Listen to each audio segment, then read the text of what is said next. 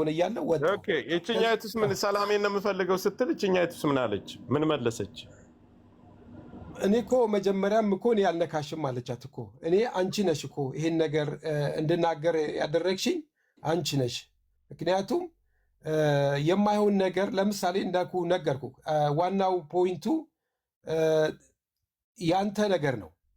አንተ ይሄ በትክክል በግልጽ ሲወጣ የነበረው የድሬዳዋን ልጆችን ሲሰድብ ለነበረው 17 አንበሳ ሰጣችሁ ልጄን ለሰደበው እኔ የድሬዳዋን ህብረተሰብን ከጅብ ነው የወለደችው እያለ ለሰደበ ሰው 17 አንበሳ ሰጣችሁ ለሰደበ ሳፖርት አድርጋችኋል።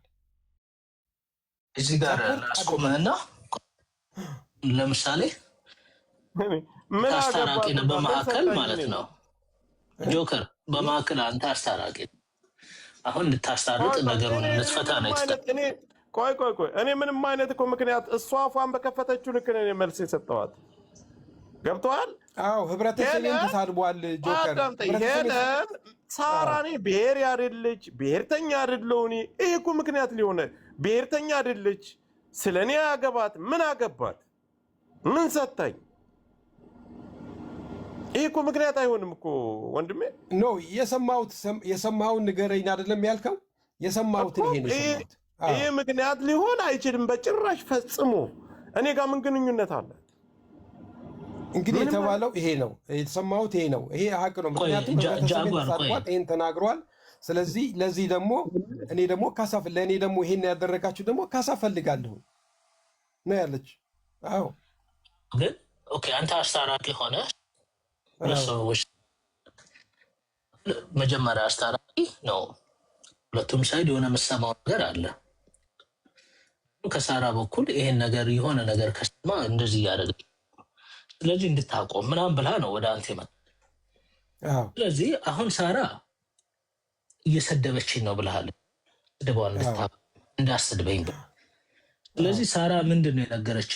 የምሰድብበት ሪዝን፣ ሁለተኛ ደግሞ ያችኛዋን ደግሞ ስጠይቃት ነው አላቆም እኔ ያህል ብር እፈልጋለሁ መሰድባት ለዚህ ነው ብላ ሪዝኗ ለምንድን ነው መሰድብ ነገር በመጀመሪያው ስድቡ የተነሳው የመጀመሪያው ደረጃ ህብረተሰቤን ለሰደበው ሰው ሳፖርት አድርጋችኋል ብላ ነው። እንግዲህ ቃል በቃል ነው ነገር ይሄንን ላደረገ ሰው ሳፖርት አድርጋችሁ ህብረተሰብ እየደጋገመች ነው በሚዲያ ስታሰማ የነበረው የጆከር ድምፅ እንዲህ ብሏል ህብረተሰብን ተሳድቧል። ለሰደባችሁ ሰው ትናንትና ሳፖርት አድርጋችሁታል።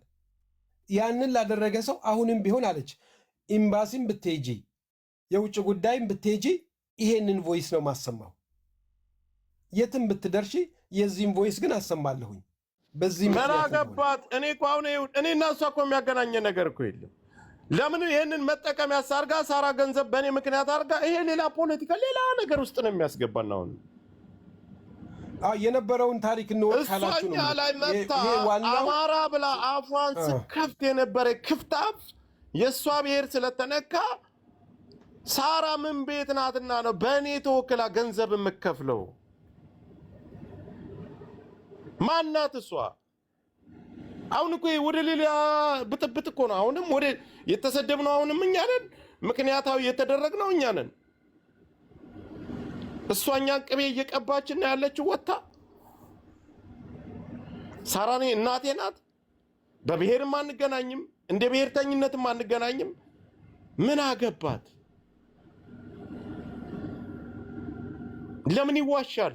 ሌላ እነሱ የመጡበት በቃ መንግስት አደራይቷቸው በግልጽ መንግስት አደራይቷቸው ድራማ ሰርተው በእነሱ ቤት አጥለፍልፈው መናገር ያለባቸው መምታት ያለባቸውን ሰው እየመቱ ነው። በቃ ይሄን ግልጽ እናድርገው። ይሄ ነው። ከዚህ ውጭ የማይመስል ነገር እኔ ልጇ አይደለው አክስቷ አይደለው ወይም እሷኔ አዛኝ የምንቀሳቀስ ሰው አይደለው።